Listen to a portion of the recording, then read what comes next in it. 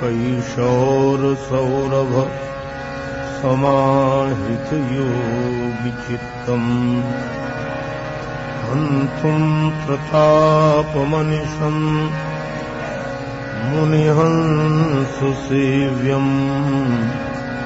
सन्मानशालि परिपीत परागपुञ्जम्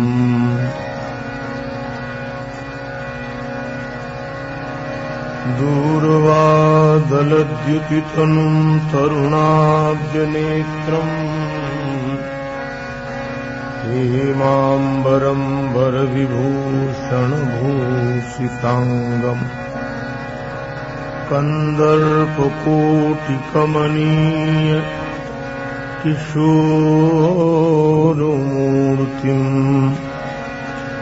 पूर्तिम् मनोरथभुवाम भज जानकीशम्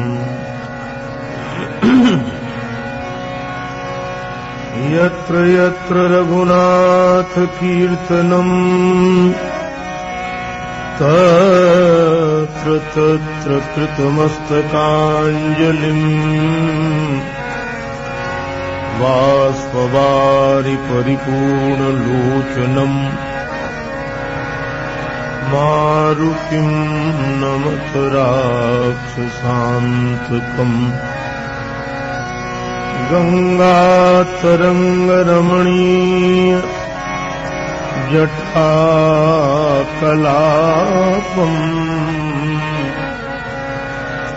गौरी निरंतर विभूषित वामभागम् नारायण प्रियमनंग मदापहारम् वाराणसीपुरपतिम् भज विश्वनाथम् श्री गुरुचरण सरोज रज निज मन मुकुर सुधार वर्णौ रघुवर विमल यश जोदायक फलचारि तुलसीदास जी के पद कमल बारंबार मनाय गुण गावो सिय राम की हनुमत हो सहाय लेत सदा सुधि दीन की सहज दया के धाम जननी जनक राजेश के प्रभु श्री सीताराम। प्रेम से बोले श्री सीताराम जी महाराज की जय। श्री हनुमान जी महाराज की। श्री गौरी शंकर भगवान की जय। श्री राधा कृष्ण भगवान की। श्री तुलसीदास जी महाराज की जय। श्री गुरुदेव भगवान की जय। सब संतन की जय। सब भक्तन की जय। जय जय श्री सीताराम। जय जय श्री राधे श्याम। नमः पार्वती पतये हर हर महादेव।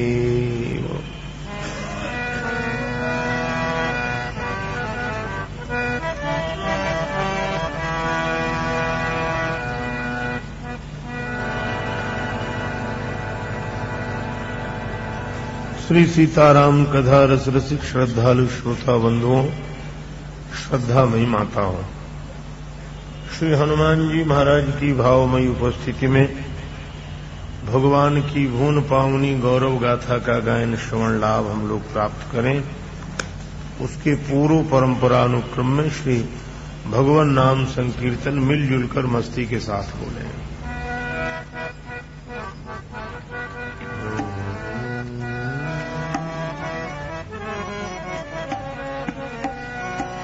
जय सिया राम जय जय सिया राम, जय सिया राम जय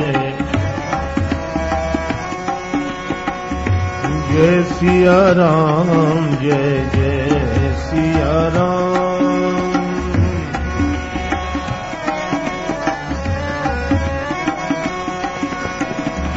जय सिया राम जय जय सिया राम, जय सिया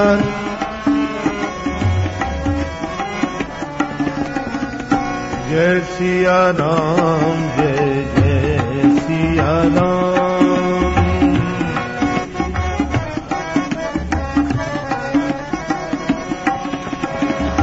जय सिया राम जय जय सिया राम, जय सिया राम जय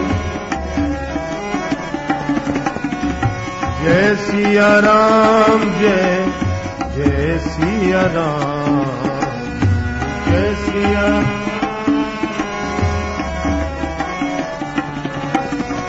जय सिया राम जय जय सिया राम, जय सिया राम जय सिया राम जय जय सिया राम, जय सिया राम जय जय सिया राम जय जय सिया राम, जय सिया राम। मंगल भवन अमंगल हारी, मंगल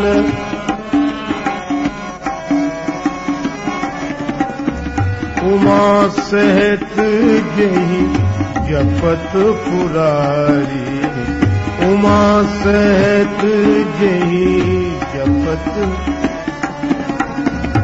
जय सिया राम जय जय सिया राम।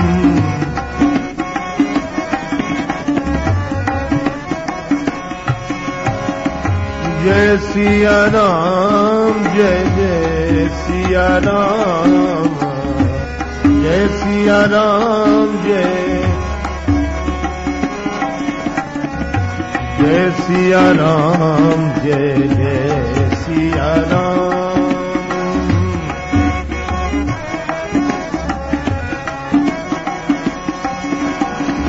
अशरण शरण दया के धाम, अशरण शरण दया के धाम। मुझे भरोसा तेरा राम, मुझे भरोसा करुणा कर अपना लो राम, करुणा कर अपना लो। अपना दास बना लो राम, अपना दास। जय सिया राम जय जय सिया राम, जय सिया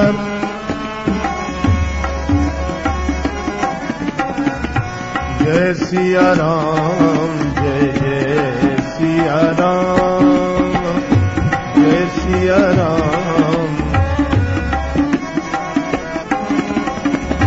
जय सिया राम जय जय सिया राम, जय सिया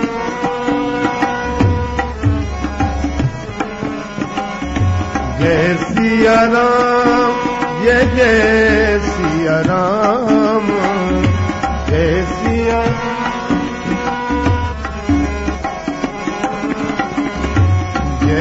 सिया राम जय जय सिया राम जय सिया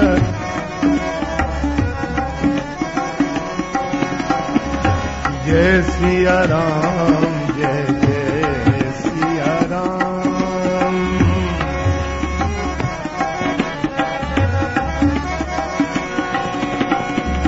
जय सिया राम जय जय सिया राम जय सिया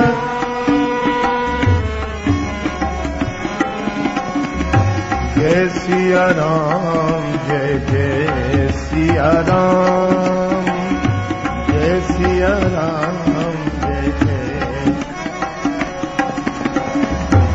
जय सिया राम जय जय सिया राम जय सिया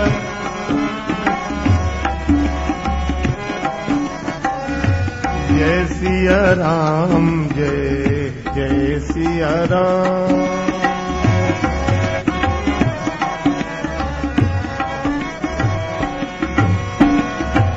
जय सिया राम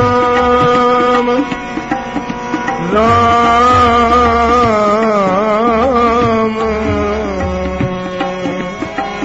जय सिया राम जय जय सिया राम जय सिया राम जय सिया राम जय जय सिया राम जय सिया राम जय जय सिया राम जय सिया राम जय जय सिया राम जय सिया जय जय सिया राम जय जय सिया राम जय जय सिया राम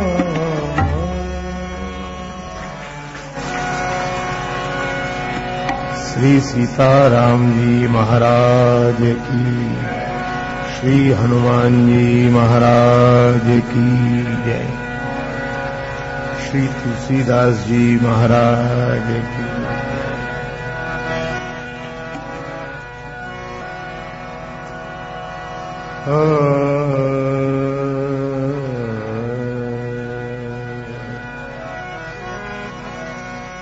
भव सागर चहे पार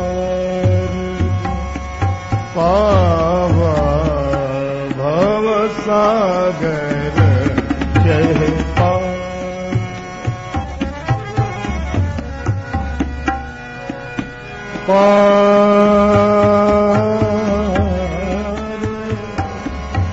पार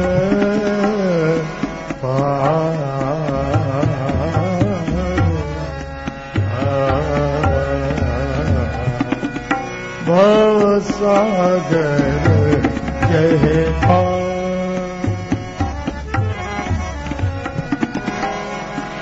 श्री राम राम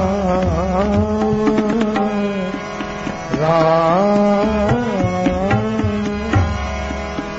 राम कथा ताक दृढ़ नाम भव सागर चढ़े पार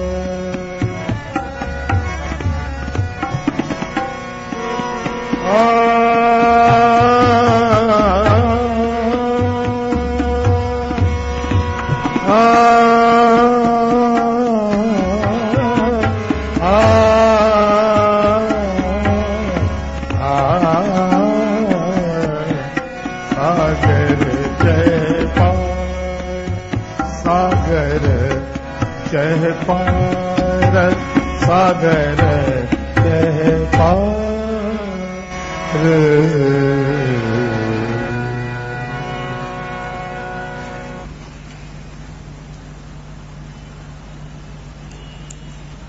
श्री सीताराम भक्ति भूषण कलि पावनावतार संत शिरोमणि भक्त प्रवर गोस्वामी श्री तुलसीदास जी महाराज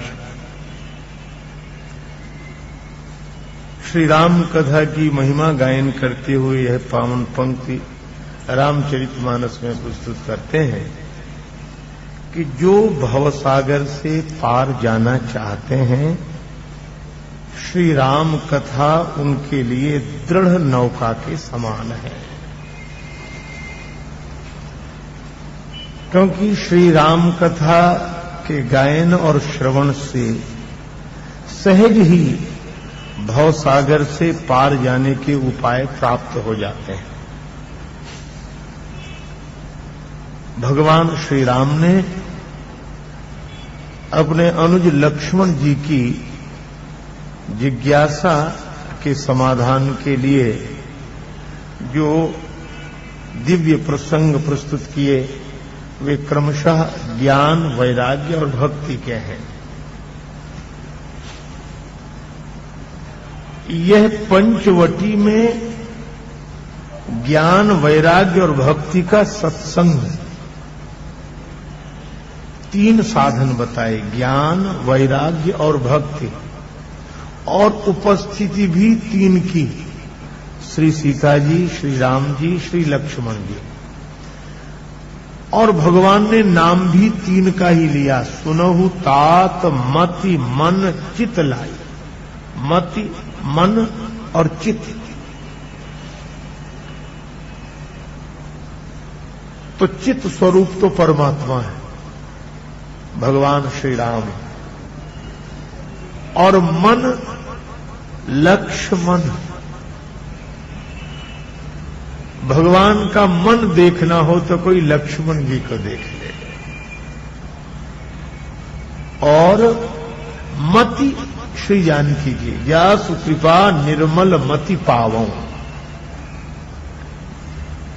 तो जैसे मैंने निवेदन किया था कि बुद्धि में ज्ञान, मन में वैराग्य और चित्त में भगवत चिंतन, भगवत भक्ति, यह भाव से पार जाने के उपाय हैं।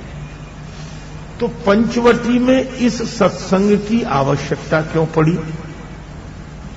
क्योंकि यह पंच तत्व का मानव जीवन हमें मिला है।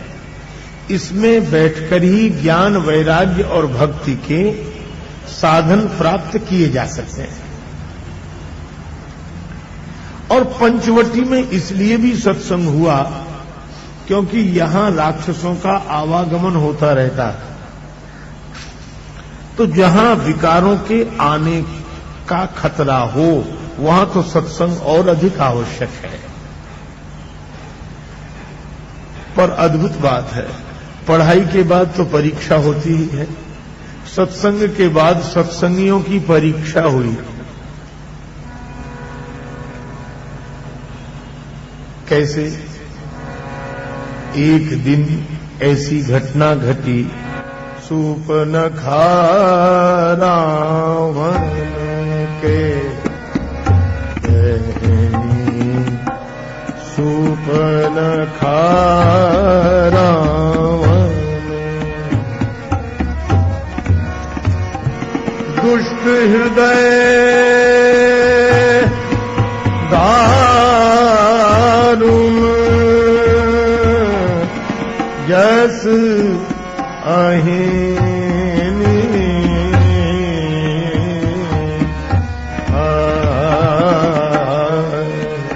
सूपनखा रावण। रावण की बहन शूर्पणखा, वर्णन किया दुष्ट हृदय दारुण जस अहिनी, सर्पणी की तरह। अब रामचरितमानस के इन पात्रों को मैंने जैसे निवेदन किया था कि अपने मन की वृत्तियों के रूप में देखें। तो शूर्पणखा को भी किसी पात्र विशेष के रूप में तो देखें, लेकिन उससे संदेश वृत्ति का ही मिलता है। शूर्पणखा माने वासना। यह रावण की बहन है और रावण अज्ञान का स्वरूप है।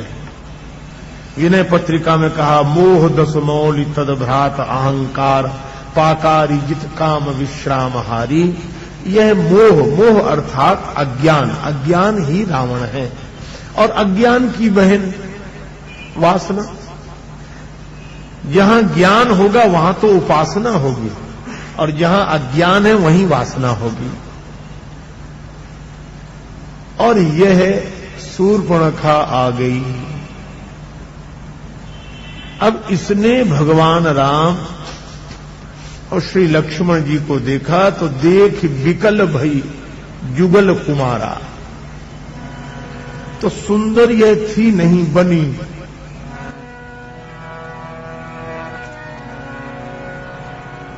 रुचिर रूप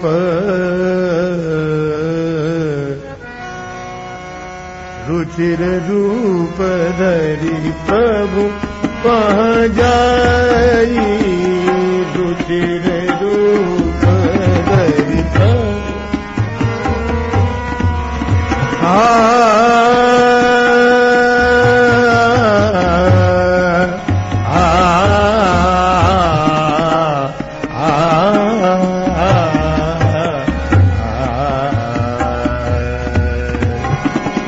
रुचिर रूप धरि प्रभु पह जाई।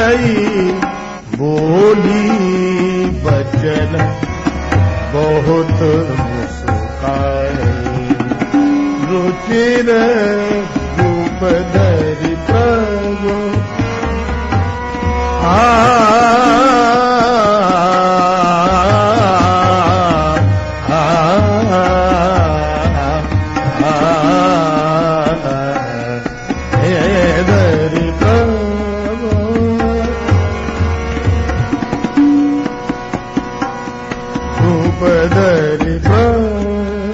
बड़ा सुंदर रूप बनाया।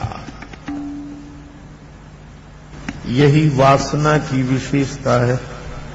वो जितनी सुंदर होती नहीं है उतनी सुंदर बनकर आती है।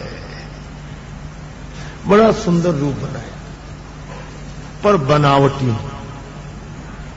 अब इस विचारी को यह पता नहीं कि भगवान बनावट पर नहीं रीझते। यह लंका से आई तो इसको अयोध्या का संस्कार तो था नहीं। ये तो अयोध्या की देवियां जानती हैं कि भगवान कैसे रीझते हैं। इसलिए अयोध्या की देवियां जब भगवान के दर्शन के लिए गईं तो सहज श्रृंगार किए उठी धाई। सहज श्रृंगार किए उठी धाई, जैसी थी वैसी ही चल पड़ी, क्योंकि वे जानती हैं कि भगवान तो सहजता के श्रृंगार पर रीझते हैं, सहजता पर रीझते हैं। पर यह बनावटी रूप लेकर आई। रुचिर रूप धरि प्रभु पह जाई। अच्छा, सब कुछ बनावट। बोली कम मुस्कुराई ज्यादा, बोली वचन बहुत मुस्काई। यह शूर्पणखा का आना जरूरी था ताकि पता तो लगे कि सत्संगी सच्चे हैं कि कच्चे हैं। ज्ञान वैराग्य भक्ति का सत्संग करने वाले सत्संगी सच्चे हैं कि कच्चे। तो जीवन में वासना परीक्षा करने के लिए आती है। यह भगवान की ओर से व्यवस्था है। यह इसे तो सौभाग्य समझकर सावधान होना चाहिए। मुसाफिर चलते जाना रे, ना अटको ना भटको, ये है देश बिराना रे।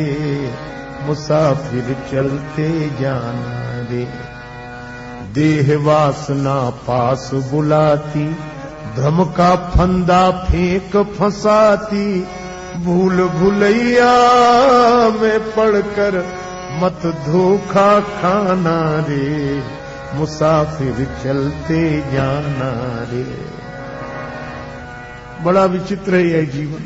कामना पूरी हो जाए तो भी संतुष्टि नहीं है। काम पूर्ति पर बढ़ता लोभ, नहीं मिले तो होता क्षोभ। क्रोध अग्नि में जीवन को मत व्यर्थ जलाना रे। मुसाफिर चलते जाना रे। बैठ चलो जीवन के रथ में, सावधान रहना जग पथ में, मोड़ अनेकों रथ को पथ से, मत भटकाना रे, मुसाफिर चलते जाना रे। और जब जब हम घर से बाहर कहीं जाते हैं, कपड़े बदल बदल के जाते हैं। घर के कपड़े अलग हैं, बाजार के कपड़े अलग। घर जाएंगे तो फिर कपड़े बदलेंगे, और जब कहीं जाएंगे तो फिर कपड़े बदलेंगे। तो जब जब हम कहीं जाते हैं कपड़े बदल बदल, और यहां भी आते हैं तो कपड़े बदल बदल। और यही नहीं, इस दुनिया में भी हम जब जब आए हैं तब तब कपड़े बदल बदल कर आए हैं। कई बार कपड़े बदले हैं। जाते नहीं है कोई दुनिया से दूर चल के, मिलते हैं सब यहीं पर कपड़े बदल बदल के। यह शरीर ही तो कपड़ा है। श्रीमद् भगवत गीता में कहा, वासांस जीर्णानि यथा विहाय नवानि गृह्णाति नरो पराणे। रामचरितमानस में, जिम नूतन पट पहरई नर पर हरई पुराण, यह कपड़ा। तो अपने मन को यह तो समझाओ, आवागमन के फेर में पगले, कपड़े कई बार हैं बदले। अब नर्तन की चुनरी पर मत दाग लगाना रे, मुसाफिर चलते जाना रे, मुसाफिर चलते जाना। ज्ञान विराग भगति विश्वास, दीनदास राजेश की आस। काम इसी का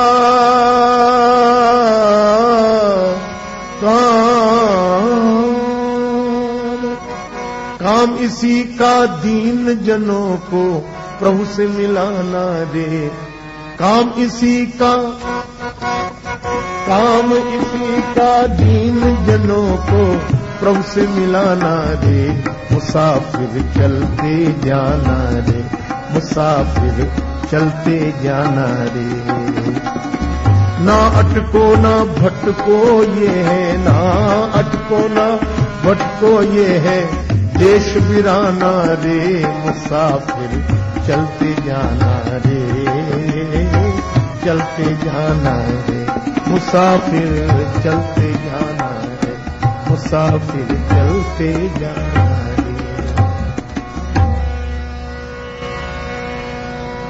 सावधान रहने का क्षण होता है जब इन विकारों का, वासना का आक्रमण होता है। शूर्पणखा वासना के रूप में प्रस्तुत हुई। भगवान श्री राम की ओर देखा, देखते ही न परिचय न कुशल मंगल की वार्ता न। तुम सम पुरुष नमो समना नारी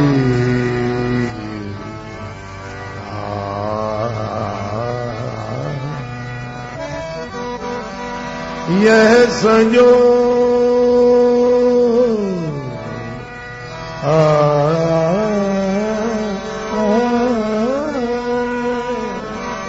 यह संजोग विधि रचा विचारी, तुम सम पुरुष नमो समनारी, तुम सम पुरुष नमो, तुम सम पुरुष नमो समनारी, तुम सम पुरुष नमो, तुम सम पुरुष नमो, तुम सम पुरुष नमो। प्रभु की ओर देखकर कहा, तुम्हारे जैसा पुरुष नहीं। एक संत कह रहे थे कि ब्रह्मा जी को यह सुनकर बड़ी प्रसन्नता हुई कि चलो राक्षसों में कोई भक्त हुआ जो भगवान को देखकर कह रहा है कि आपके जैसा कोई पुरुष नहीं। वेद भगवान कहते हैं कि हे नारायण तुम ही आदि पुरुष हो, एकमात्र पुरुष तो तुम ही हो। तो भगवान की भगवत्ता जिसे दिखाई देगी उसकी एक ही पहचान है कि उसका अभिमान गल जाएगा। तो ब्रह्मा जी आधी बात सुनकर तो बहुत प्रसन्न हुए कि शूर्पणखा कह रही तुम सम पुरुष न, लेकिन उसके बाद बोली न मोह सम नारी। ऐसा मत समझना कि आप ही मेरे जैसा भी कोई नहीं है। ब्रह्मा जी ने माथा पीटा, सब गड़बड़ कर दिया इसने। तब तक शूर्पणखा बोली कि इसमें हमारा आपका कोई लेना देना नहीं है, ये पूरी की पूरी व्यवस्था तो ब्रह्मा जी की है, यह संयोग विधि रचा विचारी, ब्रह्मा जी नहीं लिखा। अब ब्रह्मा जी स्वयं हैरान थे, हे भगवान हमने राम जी का शूर्पणखा का संयोग कब लिखा है, हमको ही पता नहीं। और शूर्पणखा कह रही है कि वो तो निश्चित है। भगवान ने श्री सीता जी की ओर देखा, मानो संकेत था कि हमारा संयोग तो इनके साथ ब्रह्मा जी ने लिखा है। शूर्पणखा बोली नहीं, इनके पिता स्वयं कह रहे थे जनकपुर में भरी सभा में कि लिखा न विधि वैदेही विवाह, विधाता ने इनका विवाह नहीं लिखा। ब्रह्मा जी बोली ठीक ही कह रहे थे जनक जी, क्योंकि हम तो विवाह उन्हीं का लिखते हैं जिनको हमने जन्म दिया हो, लेकिन ये तो वे हैं जिन्होंने हमें जन्म दिया है, हम इनको जन्म देने वाले हैं। हम कैसे? पर शूर्पणखा बोली हमारा आपका संयोग तो लिखा है। अब भगवान ने क्या किया? देखो, दो तरह से उपदेश लेना चाहिए, व्यवहारिक धरातल पर और आध्यात्मिक धरातल पर। व्यवहारिक दृष्टि से श्री राम जी गृहस्थ हैं और शूर्पणखा जैसे ही अपना प्रस्ताव रखती तो सीतई चितय कही प्रभु बाता।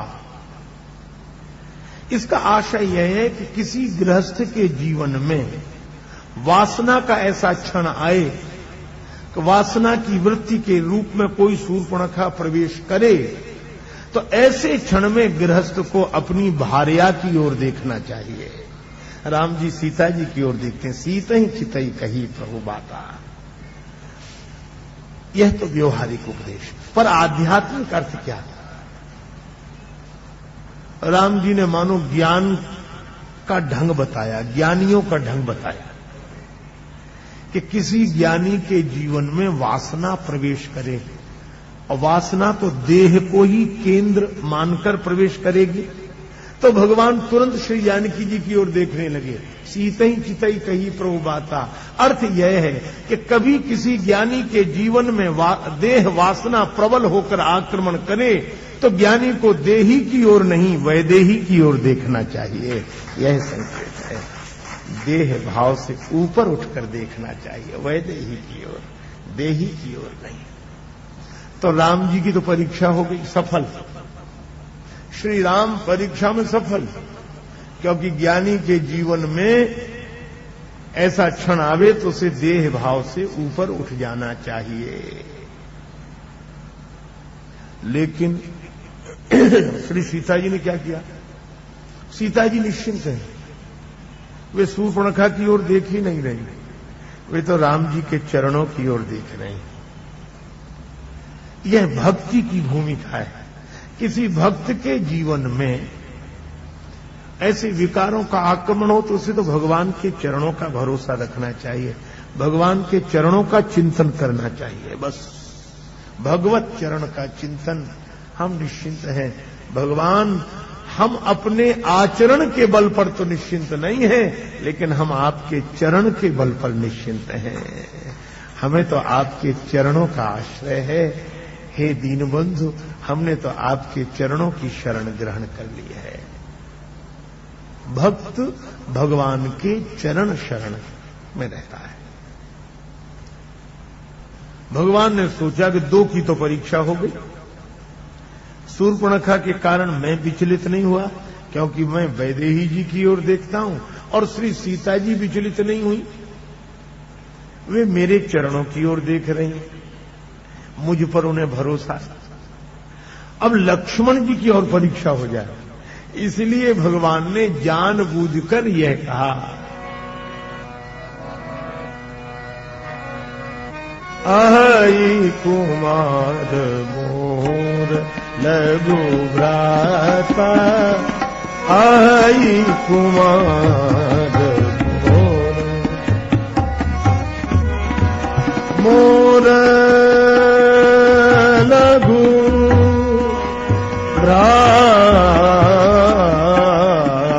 दर्शन करेंगे। इस सब में पराधीनता है, लेकिन मन से आप अगर पहुंचना चाहें बिहारी जी के मंदिर के द्वार पर, आप सोचकर देख लो, सोचते ही तुरंत पहुंच जाते हो कि नहीं? आज आप मन से बिहारी जी के यहां जाना चाहे या अवध बिहारी राम जी के यहां जाना चाहे, कोई आपको रोक सकता है? आपके तन को तो लोग पकड़कर भी रख सकते हैं कि नहीं जाने देंगे, आप पैसे नहीं, लेकिन मन को। और सचमुच भगवान कहते हैं, मन मना भव मद भक्तो मद्याजी माम नमस्कुरु, मुझ में मन। और मैं कहता हूं जो सबसे ज्यादा कठिन लगता है यह इतना सरल है। भक्ति इसी अर्थ में सुगम है। सुगम पंथ मोहि पावहि प्राणी, असमम भगति सुगम सुखदाई। सुगम है। आप अपने मन का यही उपयोग कर लें, इसमें आप स्वतंत्र हैं, आजाद हैं, अभी से, इसी समय से, हर क्षण। अच्छा, भगवान के मंदिर के तो धाम में भी पट बंद होते होंगे, खुलते होंगे, तो वहां भी कुछ देर और दूरी है, लेकिन मन के स्तर पर न देर है और न दूरी है। इसलिए मैं कहता हूं भक्ति तो ऐसी अद्भुत। आप मन से रोज अयोध्यापुरी में रहिए, आप मन से रोज राम जी के साथ रहिए, आप मन से रोज कन्हैया के साथ रहिए, रोज वृंदावन की गलियों में रहिए, और हर क्षण रहिए। क्या जब मन हो तब, क्योंकि इसमें आप स्वतंत्र हैं। आप जब चाहेंगे, जिस समय चाहेंगे, उसी समय आपको भगवान का दर्शन हो जाएगा, भगवान की लीलाएं देखने को मिलेंगी। इसलिए भगवान कहते हैं भक्ति स्वतंत्र, सो स्वतंत्र अवलंबन आना। भक्ति को किसी साधन सहारे की जरूरत नहीं है, बस मन में इच्छा होनी चाहिए कि हम भगवान का भजन करना चाहते हैं, बस। तेहि आधीन ज्ञान विज्ञान।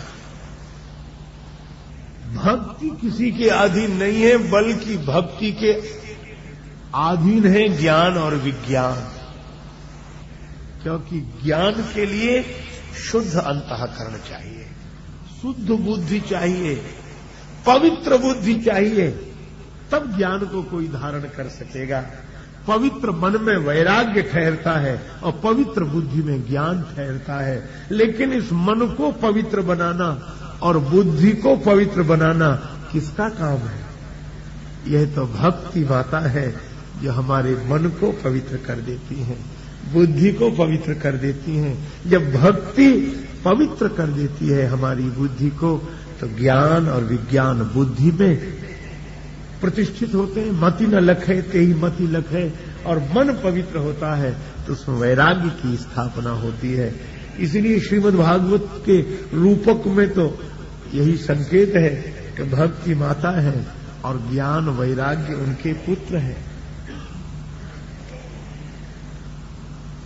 तेहि आधीन ज्ञान विज्ञाना।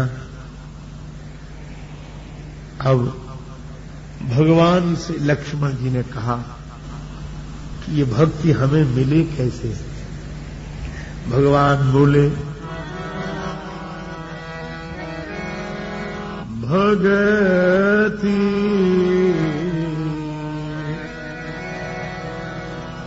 भगति के साधन कहाँ बखानी, भगति के साधन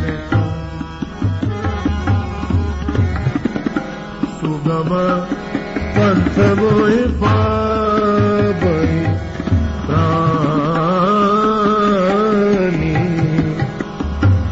पावई प्राणी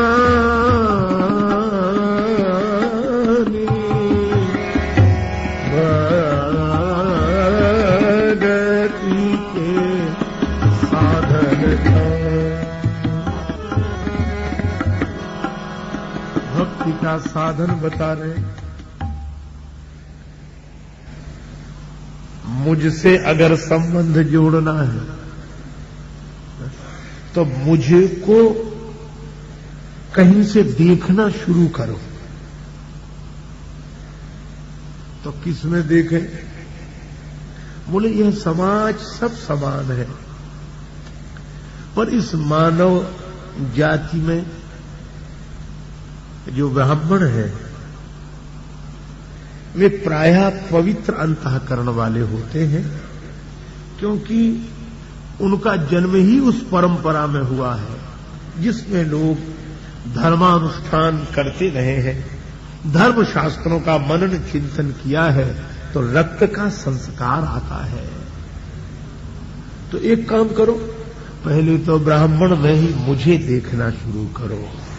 प्रभु के वचन वेद बुध सम्मत मम मूर्ति महिदेव मई है, बंदौ प्रथम मही सुर चरना। यहां से शुरुआत है। प्रथम ही विप्र चरण अति प्रीति। तो श्रद्धा का संस्कार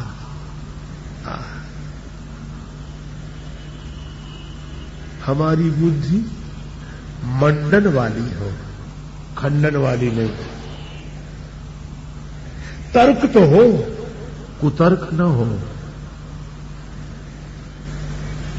एक आदमी जा रहा शंकर जी के मंदिर में दीवा जलाकर, ओम नमः शिवाय, ओम नमः शिवाय। श्रावण मास सोमवार का दिन भगवान शंकर को।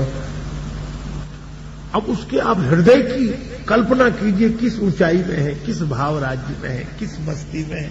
वह शिव जी को यही अनुभव कर रहा है और मंदिर तक जा रहा है, शिव जी के बारे में चिंतन करते हो, भाव से भरा हुआ, नेत्रों में आंसू, रोमांचित गात। रास्ते में बहस करने वाला मिल गया।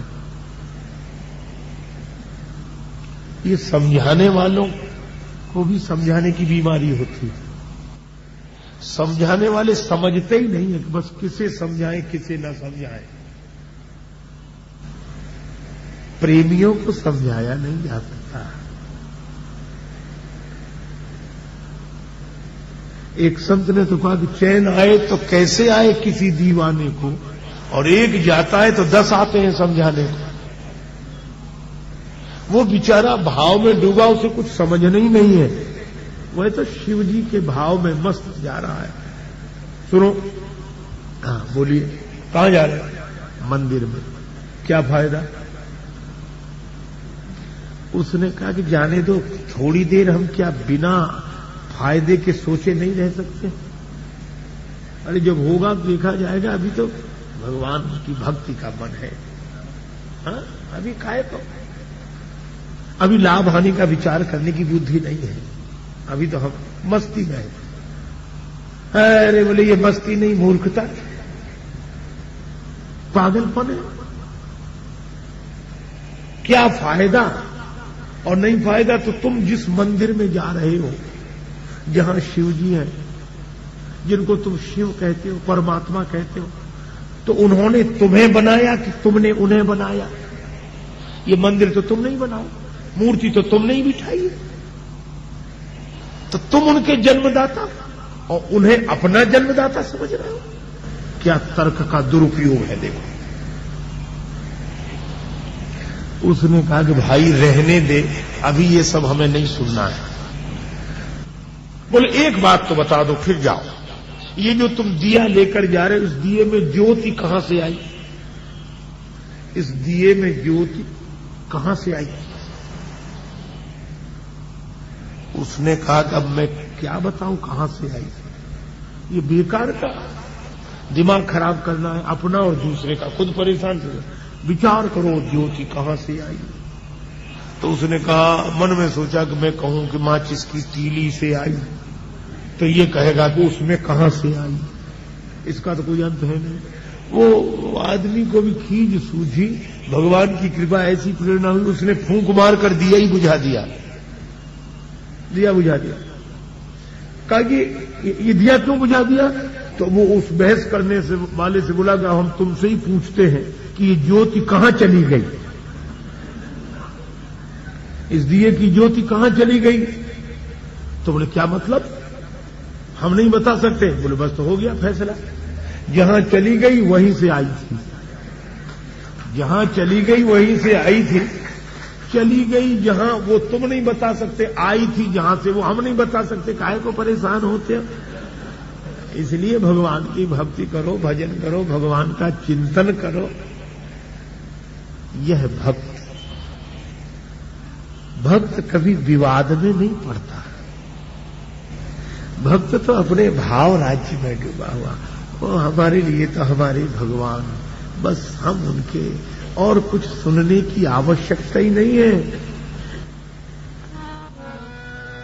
जानकी जीवन की बलि जई हो, जानकी जीवन की बलि जई हो। कर्म निजते गति पाई, यह आपके कर्म का फल है। जटायु जी ने कहा कि मेरे और सत्कर्म, गीध अधम खग आमिख भोगी, अधम से अधम पक्षी हूं, और मेरे जीवन में कोई सत्कर्म और भगवान का रूप मिले, यह मेरे कर्म के कारण नहीं, आपकी कृपा से मिला।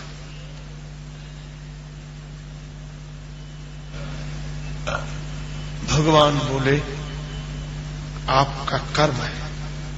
कौन सा कर्म मैंने किया? परहित बस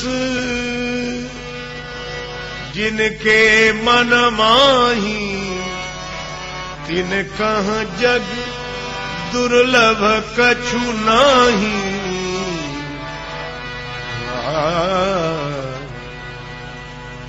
उसी उदार की कथा सरस्वती बखानती, उसी उदार से धरा कृतार्थ भाव मानती।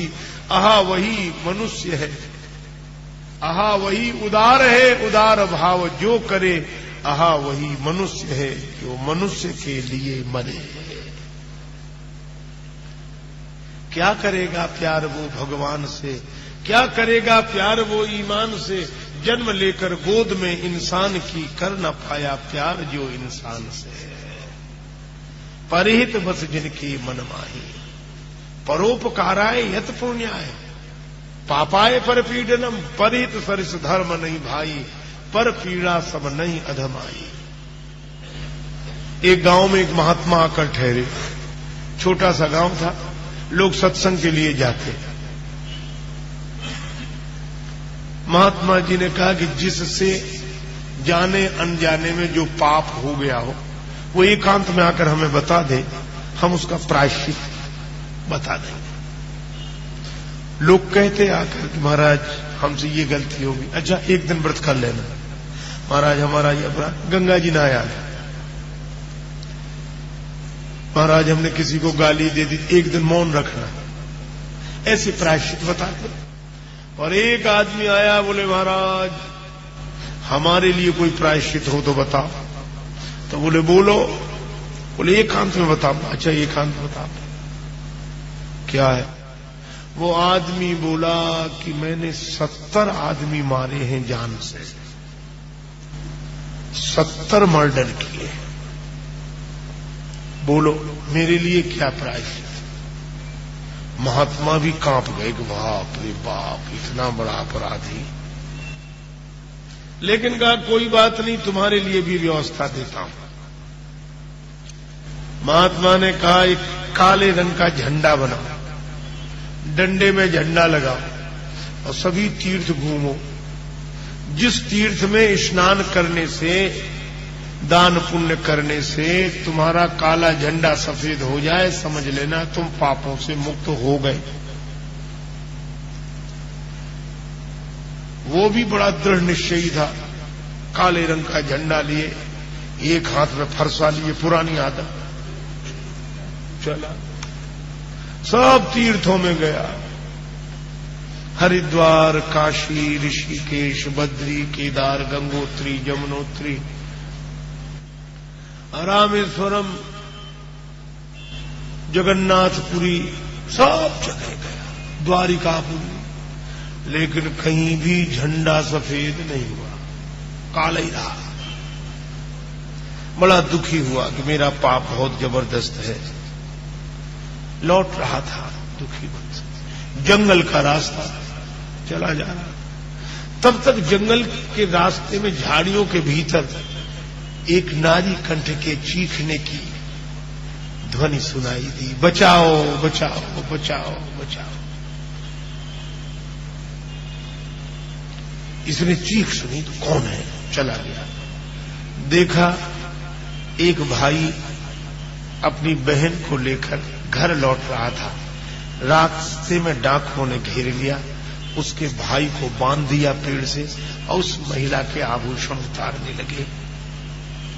वही चीख रही थी। इसको बड़ी दया लगी, करुणा लगी, पर वो डाकू 10 थे, लुटेरे 10 और ये अकेला। इसको ऐसा गुस्सा आया कि इस बहन को तो बचाएं, इसके भाई को छुड़ाएं। फरसा पास में अभी देखता हूं, लेकिन फिर मन में आया कि 70 के मारे तो अभी घूम रहे हैं, अभी तक परेशान है, नहीं करना चाहिए। चला, लेकिन फिर दया हुई। वो बहन का रोना नहीं देखा जा रहा था। उसने कहा कि चलो कोई बात नहीं, 70 जो पाप किए उनका तो फल भोगेंगे, 10 का और सही। बोला जैसे ही 70 तैसे ही 80। और उठाया उसने फरसा, कूद पड़ा, बलवान था, 10 डाकुओं को मार दिया। भाई को पेड़ से मुक्त कर दिया, बहन भाई को मिला दिया।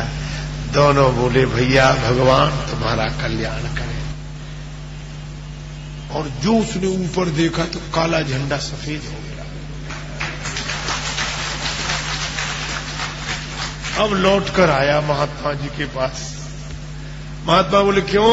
बोले हो गया हमारा, काला झंडा सफेद हो गया। तो बोले किस तीर्थ में हुआ?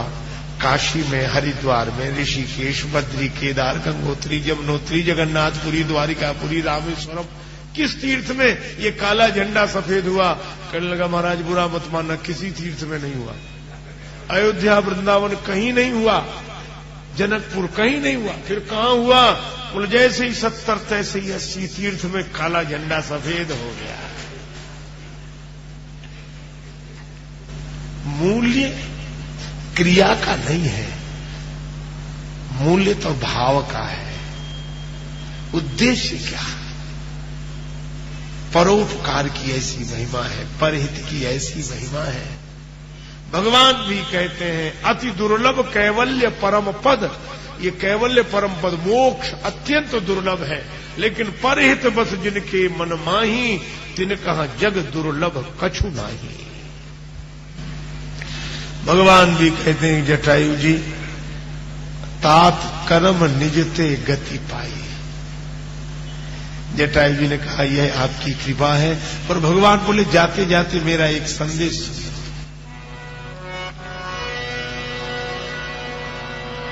सीता हरण तात जनि कहू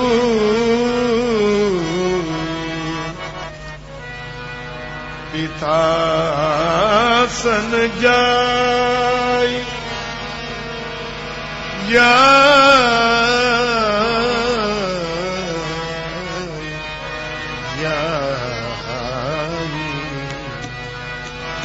श्री सीता जी के हरण का समाचार पिताजी को मत सुनाना, नहीं वे स्वर्ग में भी दुखी हो जाएंगे। इसका अर्थ क्या है? ये राम जी का स्वभाव तो देखो, जटायु जी को भी वहीं भेज रहे हैं जहां पिताजी है। जटायु जी पर कृपा है, तो जिस पर कृपा है उसे अपने पिता का पद दे रहे हैं। लेकिन उससे भी अधिक आश्चर्य तो तब हुआ जब जटायु जी ने कहा कि मैं तो नहीं कहूंगा, पर उनको समाचार कैसे मिलेगा? राम जी बोले आप तो मत कहना, पर यदि मैं राम हूं, रघुवंशी हूं, सूर्यवंश का रक्त है मेरी शरीर की संरचना में, तो यह समाचार स्वयं रावण सपरिवार आकर वहां सुनाएगा। जो मैं राम तो कुल सहित काई दशानन आए, कुल के साथ रावण आएगा। ये समाचार सुना राम जी क्रोध में, पर जटायु जी मुस्कुरा पड़े, बोले जय हो प्रभु, ऐसा क्रोध नहीं देखा। कहते बोले जिस पर कृपा है उसे भी वहीं भेज रहे हैं, और जिस पर क्रोध है उसे भी वहीं भेज रहे हैं। अरे आदमी क्रोध में यही कहता है कि तुम्हें भिखारी बनाकर न छोड़ा, दर दर की भीख न मंगवा दी तो मेरा नाम नहीं, यही कहते हैं। लेकिन आज तक किसी ने ऐसा तो नहीं कहा होगा कि तुम्हें लखपति बना के न छोड़ा तो मेरा नाम नहीं, तुम्हें करोड़पति बना के न छोड़ा। मुझे तुम पर इतना क्रोध आ रहा है कि तुम्हें करोड़पति बना के छोड़ूंगा। पर वाह राम जी, निर्वाण दायक क्रोध जाकर,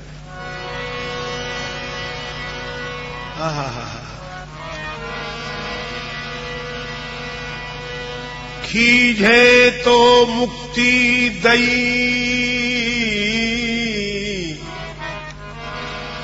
रीझे दीनी लंका। खींच गए तो रावण को मुक्ति दे दी, रावण से खींच गए तो मुक्ति दे दी, और विभीषण पर रीझ गए तो लंका का राज्य दे दिया। इसलिए अंधाधुंध दरबार है, रहु रे दास निसंग।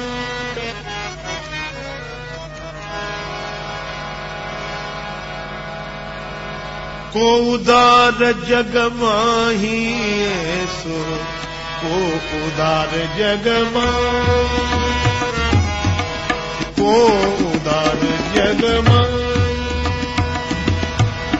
बिनु सेवा जो द्रवै दीन पर, राम सरिस को ऐसो को उदार जग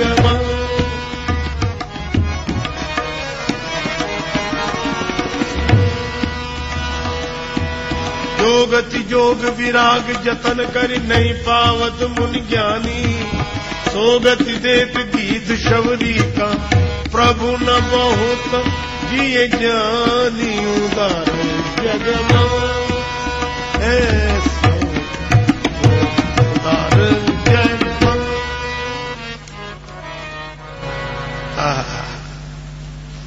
अविरल भगति मांग वर, गीध गये वो हरिधाम। तेहि की क्रिया यथोचित निज कर कीनी। राम भगवान श्री राम जटायु जी का अंतिम संस्कार करते हैं। लक्ष्मण जी से बोले, खगनायक पूज्य पिता सम थे प्रिय बंधु, ये बात ये धर ले।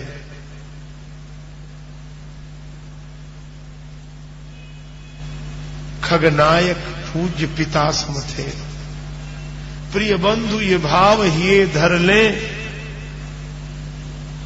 एक काम करें, क्या पितु की न क्रिया संभली मुझसे, खगनायक ही की क्रिया कर ले।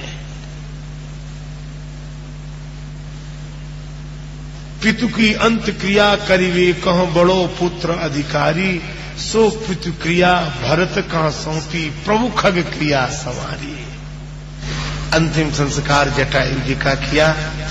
धूम्र उठता दिखाई दिया, चिता की ज्वाला से धुआं उड़ा, और जो धुआं देखा राम जी के आंखों में आंसू आ गए, और धुएं को देखकर हाथ जोड़कर राम जी ने कहा, जाओ जाओ हे भक्तराज, जाओगे मेरे धाम को तुम, पर जाते जाते इतना सुन लो, कर चले ऋणी इस राम को तुम।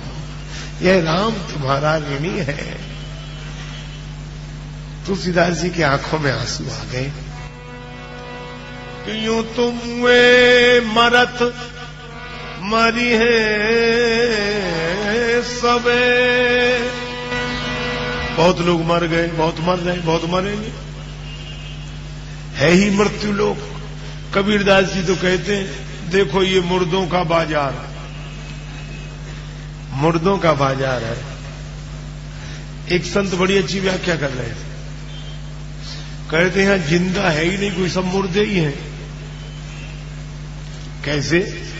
बोले जब किसी की मृत्यु हो जाती है और 4 लोग कंधे पर लेकर जाते हैं, तो जो आज मुर्दा दिखाई दे रहा है, मरा हुआ दिखाई दे रहा, ये भूतकाल का जिंदा था, और जो आज जिंदा दिखाई दे रहे हैं ये भविष्य के मुर्दे। तब बोले जिंदा कोई नहीं है। फिर बोले वर्तमान के मुर्दे को भविष्य के मुर्दे कंधे पर ले जा रहे हैं। मुए मरत मरी है सबे घड़ी पहर के बीच। बहुत लोग मरे, बहुत मर रहे, बहुत मरेंगे, लेकिन लही न काहू आज लो गीधराज सीनी। पर जटायु जी जैसी मृत्यु किसे मिली होगी? राम जी आंखों में आंसू भरकर जिनको प्रणाम कर रहे हो, ऐसे जटायु जी के सौभाग्य का क्या कहना।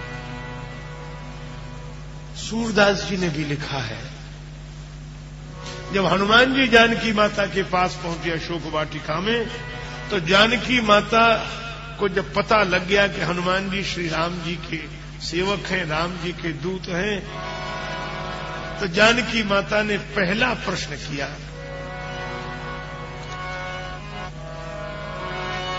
कहू कपि है के ही भांति जटायु। जानकी मैया बोली हनुमान अब जटायु कैसे? घायल भयो दुष्ट के करते तबते सुधी न पाई। मैंने पंख कटते देखा, तब से समाचार नहीं मिला, अब तो स्वस्थ है जटायु। हनुमान जी रोने लगे। हनुमान जी ने कहा माता गीध परम बड़ भागी, राम काज कारण तनु त्यागी, हरिपुर गये परम बड़ भागी। वैसे तो सभी मनुष्य बड़ भागी, कभी बड़े भाग मानुष तन पावा। भगवान के भक्त हो जाएं, हम सब सेवक अति बड़ भागी, और भगवान जिसके पास चलकर आ जाए वे अतिशय बड़ भागी। लेकिन जटायु जी तो हरिपुर गये परम बड़ भागी। जानकी माता के आंसू बरसने लगे, जटायु नहीं रहे। हनुमान अगर आज जटायु होते तो सूर सुस्यंदन पर चढ़ाई कर झारी आचरण धूरी, उन्हें रथ में बिठा कर ले जाती और राम जी से कहती कि जब तक जटायु जी हैं तब तक आप सिंहासन पर न बैठे। सिंहासन बैठारी गीध कहां करती, सब दुख दूर मेरो एको पर्यो न पूर। इसलिए तुलसीदास जी कहते हैं लही न काहू आज लो गीध राज सी नीच। जिसका जीवन भक्ति और भगवान से जुड़ा हो, मुक्ति तो उनकी दासी है। इसीलिए जटायु जी को सहज मुक्ति मिल गई, क्योंकि सीता जी से को पाने का प्रयास भक्ति से जुड़ने का, और भगवान की गोद मिल गई। बस जो अपने मन के विमल भाव के कारण भक्ति से जुड़कर सदा भाव में भगवान की गोद में रहते हैं, उनके जीवन में भव नहीं होता, वे सहज भाव से पार हो जाते हैं। यही कथा संदेश देती है। भव सागर चह पावा भव सागर, राम कथा का दृढ़ नाम, राम कथा का चरण नावा भव सागर जय जो पावा सागर जय सागर जय पार जो पावा भव सागर जय पार सागर जय पार सागर जय। भगवान की कृपा से भाव राज्य की प्राप्ति करके हम भी सहज भाव से पार जा सकें, यही मंगलमय प्रार्थना प्रभु के चरणों में करते हुए चर्चा को विराम। श्री राम जय जय राम। श्री राम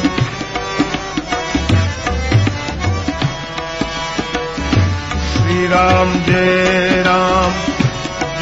जय राम। श्री राम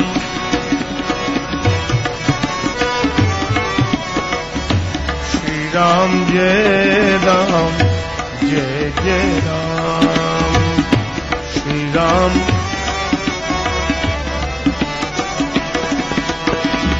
श्री राम जय जय राम।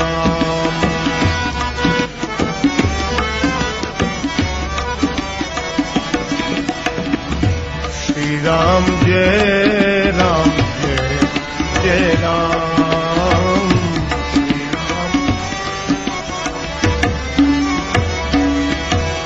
श्री राम जय जय राम। श्री राम जय जय राम। श्री राम अशरण शरण दया के धाम, अशरण शरण मुझे भरोसा तेरा राम मुझे। श्री राम जय जय राम। करुणा कर अपना लो राम, करुणा कर अपना दास बना लो राम। श्री राम जय जय राम। श्री राम जय जय राम। श्री राम जय जय राम।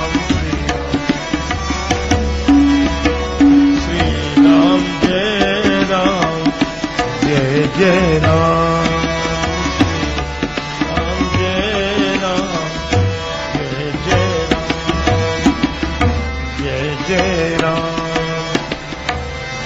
जय राम। हनुमान जी महाराज की, श्री गौरी शंकर भगवान की जय, श्री राधा कृष्ण भगवान की, श्री तुलसीदास जी महाराज की जय, श्री गुरुदेव भगवान की जय, सब संतन की जय, सब भक्तन की जय। जय जय श्री सीताराम, जय जय श्री राधे श्याम।